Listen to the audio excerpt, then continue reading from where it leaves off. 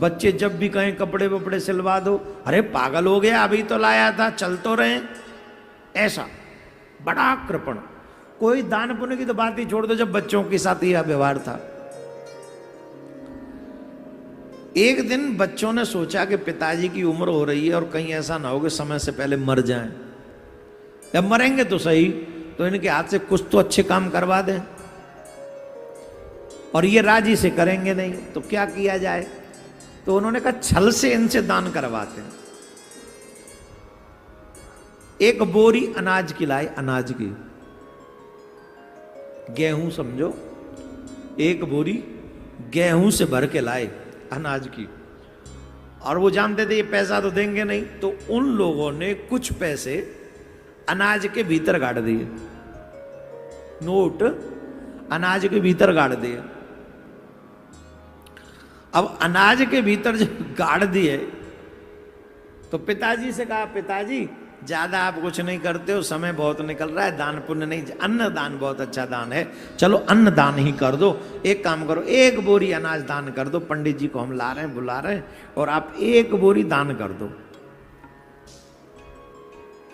पिताजी मन तो नहीं था, फिर भी धीरे धीरे बोल, रुको रुको मैं देखता हूं। धीरे धीरे चल के गए, कहाँ, बोरी के पास, और बोरी में हाथ डाल के टटोरने लगे और कहने लगे, अरे लालाओ, काहे को तुम अपो समय खराब कर रहे हो, ये देखो अनाज कितना अच्छा है, खाने लायक है, ये दान देने लायक नहीं है, तुम खाने वाले अनाज को दान दोगे, कुछ तो शर्म करो। अच्छा, ऐसे करते करते हाथ अंदर तक चला गया, और जैसे ही हाथ अंदर गया, जट वो अंदर जो गड़ रहे थे उनसे हाथ लग गया, और जब देखा तो वो टटोले, ये क्या है, तुम तो अन्न की बोरी दान, ये क्या है। अरे पिताजी बस ऐसे ही, पिताजी हम चाह रहे थे थोड़ा पैसा धन भी आपके हाथ में, ओ जट टूट पड़े, अभी से दान दान करते हो, दूध के दांत टूटे नहीं है, कमाना जानते नहीं हो। अरे पहले कमाना सीखो, निकम्मे हो, कुछ कमाओगे ना तब तुम्हें पता चलेगा दान देने में क्या होगा, तब अपनी कमाई से दान देना, चले दान करो। गुस्सा करते गाली देते पहुंच गए दुकान पे, बोरी धरी की धरी रह गई, ना गई, वहीं रह गई। अब बच्चे बोले डैडी तो गए, ये तो मामला बना नहीं, अब क्या किया जाए, कैसे करें, अब तो कुछ कर ही नहीं सकते, चले गए। अब संयोग देखो, निमोनिया हो गया सेठ जी को 4-5 दिन बाद, और पहले जमाने की बात थी तो इतना इलाज विलाज भी नहीं था, निमोनिया में राम नाम सत्य है गई। अच्छा, बच्चे सत्संगी थे, बच्चों ने सोचा कि पापा तो गए मर, और इन्होंने कभी सत्कर्म किया नहीं, तो क्यों ना इनका अंतिम संस्कार गंगा के तट पे किया जाए, हरिद्वार। अगर इसका पापा का अंतिम संस्कार गंगा के तट पे करेंगे तो गंगा के तट पे किया हुआ अंतिम संस्कार मुक्ति देता है। बोले चलो, इन्होंने कुछ नहीं किया, हमारी तो कुछ ड्यूटी है ना, हम ही निभाले। तो वो पिताजी की अर्थी बनाई उन्होंने, बढ़िया से विमान बनाया, विमान बना के वो अर्थी उसमें दूर थी और लेके पैदल ही जाना था, पैदल ही लेके जाना था, हाँ पैदल ही लेके जाना था। तो विमान बनाया, विमान में लेके चले, तो दूर थी, एक गांव में पहुंचे, वो रात होने लगी, बोले वहां धर्मशाला थी, रात में धर्मशाला में सब सो गए, धर्मशाला में सो गए। सामान सट्टा ले जाने के लिए घोड़ी भी लेके जा रहे थे, सामान वामान उस पर लाद रखा था, जो भी वहां चाहिएगा। तो उस गांव में था एक शराबी या पागल, हल्के से ठंड के देना, हल्के से ठंड के देना, और शराबी को रात में लगी ठंड, और वो झूमता झामता होगा जो करता, वो पहुंच गया धर्मशाला में। अब धर्मशाला में देखा कोई कंबल वंबल मिल जाए, कुछ नहीं मिला, तो देखा ये विमान में उसका पांव लग गया। विमान समझ गए, वही जिसमें वो सेठ जी पड़े, वो उसमें पांव लगा, उसका पांव लगा, तो बोले ये क्या, और ये तो कबड़ भी है, इसमें ठंड नहीं लगेगी। उसने अंदर झांक के देखा तो उसमें कोई पड़ा है। अरे बोले ये सो रहा है। अरे तू हट, तू क्यों सो रहा है, मुझे ठंड लग रही। कफन जो था वाइट वाइट वो भी छुड़ा लिया उसका और उसे ऐसे ही फेंक दिया। उसे निकाल के बाहर फेंक दिया और वो उसमें घुस गया अंदर, ओढ़ के कफन को सो गया। उसे चक्कर नींद आ गई। सुबह वो लोग उठे, अब क्या ये चेक करे पापा है कि नहीं, ये थोड़ी चेक करेंगे। उठाया और उठा के ले गए, हरिद्वार पहुंच गए। और वो भी जब चल रहा था, थोड़ा बहुत हिल रहा था, तो उसे लग रहा था आनंद आ रहा, चट्टू खा रहे। पहुंच गया हरिद्वार।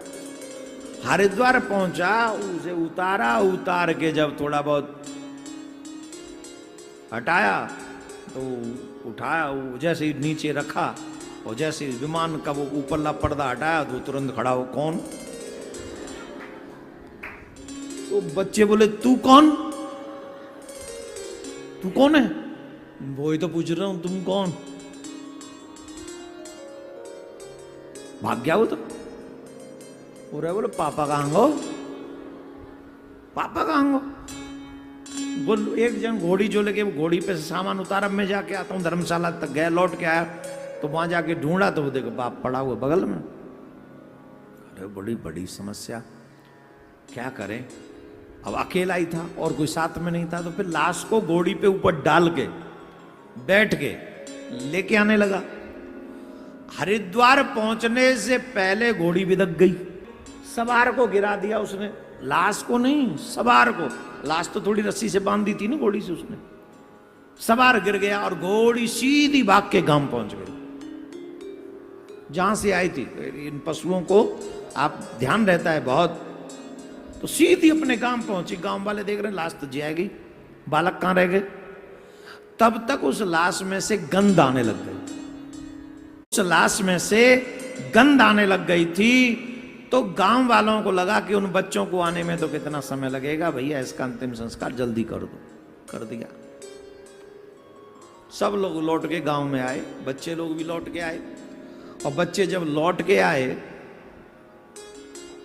तो बोले अब कुछ नहीं कर सकते, अब इनके भाग्य में नहीं था, इतनी मेहनत के बाद भी हम इनका अंतिम संस्कार हरिद्वार में नहीं कर सके, चलो कम से कम इनके फूल ही भेज दें, चुन के वही भेज दें। तो हम तो हरिद्वार हुआ है, अब हम तो दोबारा जा नहीं सकते।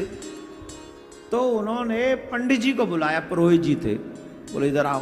बोले हाँ, ये फूल हैं, एक लोटा में बांध दिए और एक नया रूमाल उसमें बांध दिया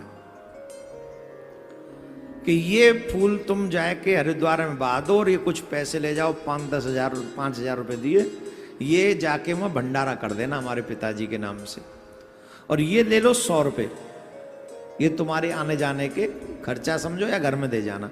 100 रुपए बहुत होते थे उस समय। तो पंडित जी बोले, लेके चल दिए।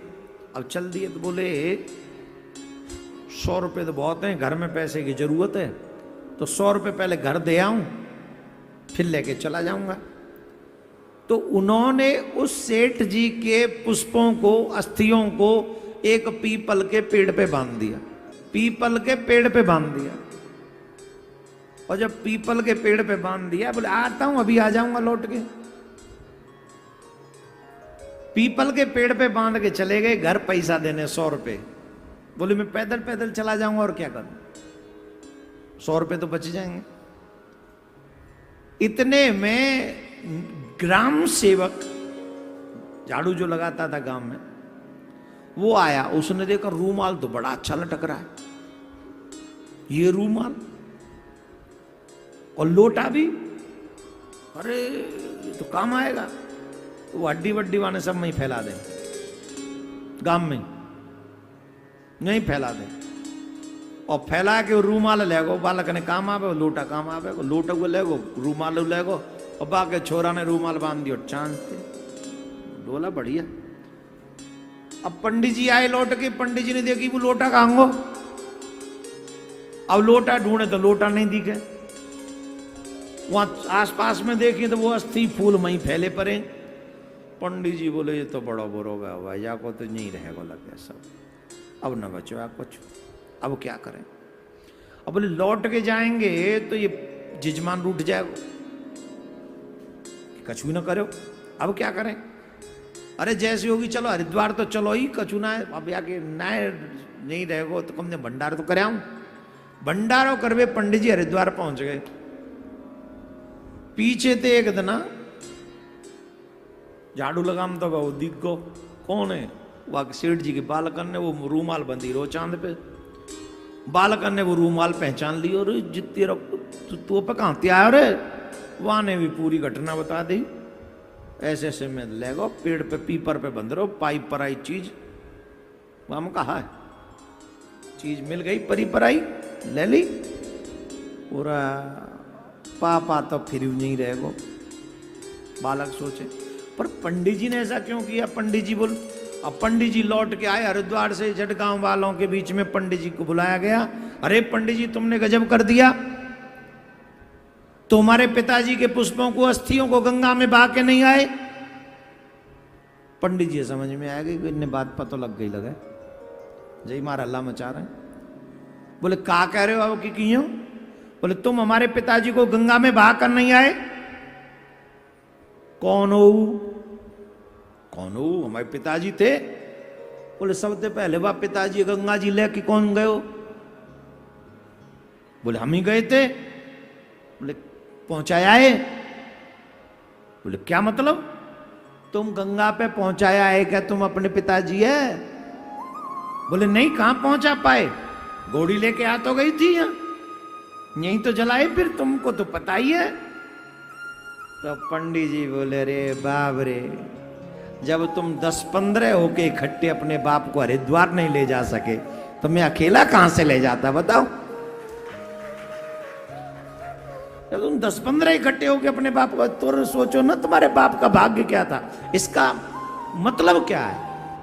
जिसके भाग्य में नहीं है, पास होते हुए भी नहीं होगा उसका कुछ।